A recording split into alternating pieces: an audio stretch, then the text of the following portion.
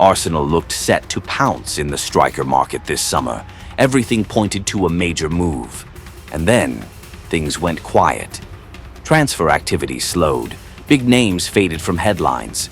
But now the reason for that silence is starting to emerge.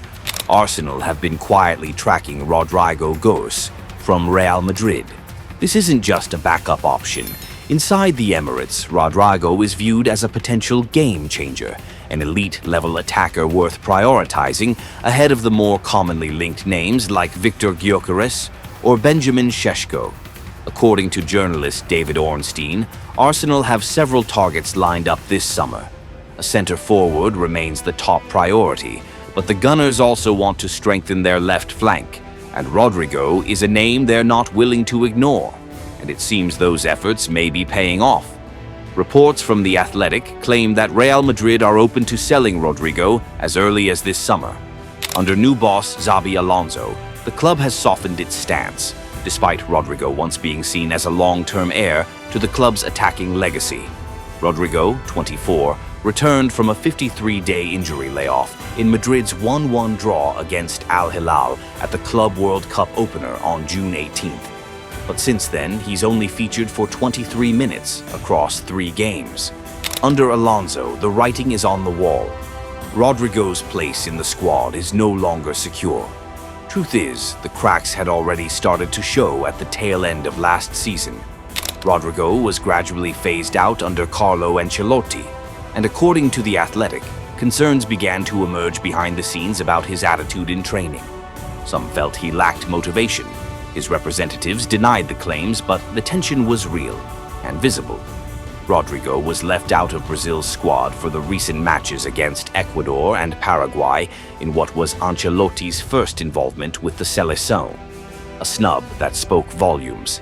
Things escalated when his father and agent, Eric Gauss, went public with frustrations over Rodrygo's situation at the Bernabeu. He claimed his son was being overshadowed by Madrid's new power trio, Kylian Mbappé, Vinicius Jr., and Jude Bellingham. But instead of sparking support, those comments ruffled feathers at the club. Combined with a dip in form, the exit door has opened wider, waiting only for Xabi Alonso's final approval. An anonymous source told The Athletic that both the coaching staff and club leadership agree. If the right offer comes in, Real Madrid will not stand in Rodrygo's way. Publicly, the club still insists they trust him and have no intention of selling, but behind the scenes, the reality is different. On Arsenal's side, initial talks have already taken place. The Gunners have opened early conversations with Rodrygo's camp in recent weeks. He's long been admired by Mikel Arteta and his staff, not just for his talent, but for his versatility across both wings and his ability to add explosive depth to Arsenal's attacking unit. Rodrygo is not the only wide player Arsenal are watching. Anthony Gordon and Nico Williams are also on the radar, but with Williams signing a new deal with Athletic Bilbao that runs until 2035, that move now looks completely off the table. As for Gordon, he won't come cheap either. Arsenal will need to balance the books, most likely through player sales, if they're serious about landing a marquee signing. And then there's the cost. Real Madrid are unlikely to let Rodrygo go cheaply. The asking price? Somewhere between 70 to 80 million pounds. That's the kind of fee reserved for proven superstars. Rodrygo, for all his promise, isn't quite there yet. He delivers moments, not a consistent, season-long output. Compared to Martinelli, Rodrygo might offer better decision-making and technical finesse, but not by a wide margin. Spending nearly double the money for a slight upgrade in a similar role? That's a risky investment, especially when Arsenal need to budget for a striker, a left-back. Rodrygo would have no trouble settling in. Arsenal already boast a Portuguese-speaking Brazilian core. He's disciplined, low-maintenance, and still has his best years ahead of him. But as mentioned, this deal hinges on tactical context and price. If Real Madrid are willing to negotiate in the 50 to 55 million pound range, Rodrygo could represent a genuine market opportunity, similar to how Arsenal once snapped up Alexander Zinchenko or Gabriel Jesus. But if the price holds at 70 to 80 million pounds, this becomes a much riskier bet. Rodrygo's arrival, should it happen, would demand several tactical shifts from Mikel Arteta. A rethinking of the left-back's role, changes to the pressing structure, and even adjustments to the responsibilities of the wide attackers. And that begs the question, is now the right time for Arsenal to reshape their system for a player who may not even be their main goal-scoring outlet? Ultimately, Gabriel Martinelli's future is the key to this entire equation. Arsenal clearly need reinforcements on the left flank, but when you already have a player like Martinelli, electric, explosive, and deeply embedded in the starting Aouans, any blockbuster signing like Rodrygo or Anthony Gordon must come with an extremely compelling reason. As David Ornstein noted, if Martinelli leaves, Arsenal could absolutely justify going all in for a world-class replacement. But if he stays, the club is unlikely to spend big money to create a head-to-head battle for a position that's already locked down. Still, Arsenal's transfer strategy isn't only about replacing, it's about building depth and flexibility. On the right wing, where Bukayo Saka carried the load all season long, options like Noni Madueke are being considered as quality backups. And in midfield, the Gunners are reportedly exploring creative playmakers like Eberechi, someone who could operate as a hybrid number 8 or 10 within Arteta's evolving system. All of this points to a multi-layered recruitment plan, one that blends upgrades, squad depth, and tactical adaptability. But for every piece to fall into place, Arsenal first need clarity around their current stars.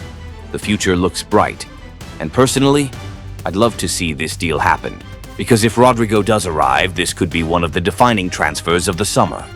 Rodrygo joined Real Madrid from Santos for €40 million in 2019, at just 18 years old. He made headlines with a stunning hat-trick against Galatasaray in the Champions League and became a crucial weapon for Ancelotti during Madrid's recent European triumphs, especially known for his clutch moments. But consistency has always been the question mark. Rodrygo sees himself as a left winger.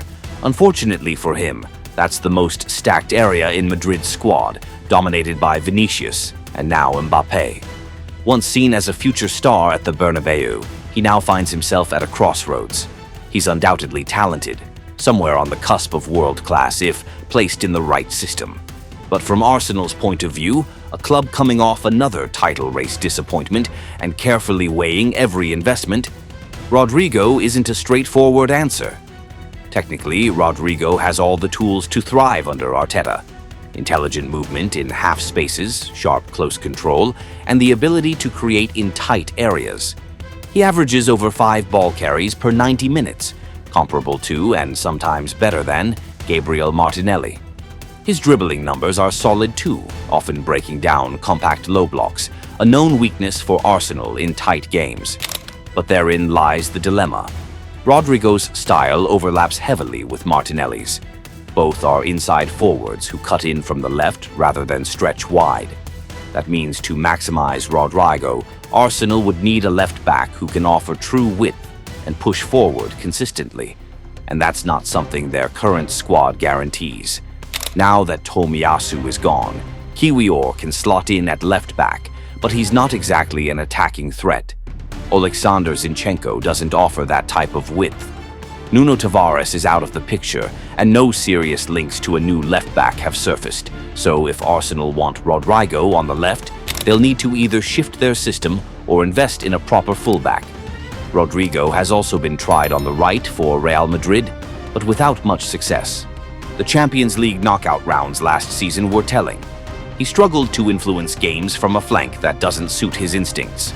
To unlock his full potential, he needs to play on the left, or centrally. An alternative would be using Rodrygo as a false 9 or deep-lying forward. His off-ball movement, intelligent timing of runs, and arrival from deep echo what Kai Havertz did last season for Arsenal. The difference? Rodrygo is quicker and more technically refined. But this approach brings complications. Arsenal are actively pursuing classic center forwards like Victor Gyökeres and Benjamin Šeško, both of whom demand a system built around them. Trying to squeeze Rodrygo into the same setup could create headaches for Arteta.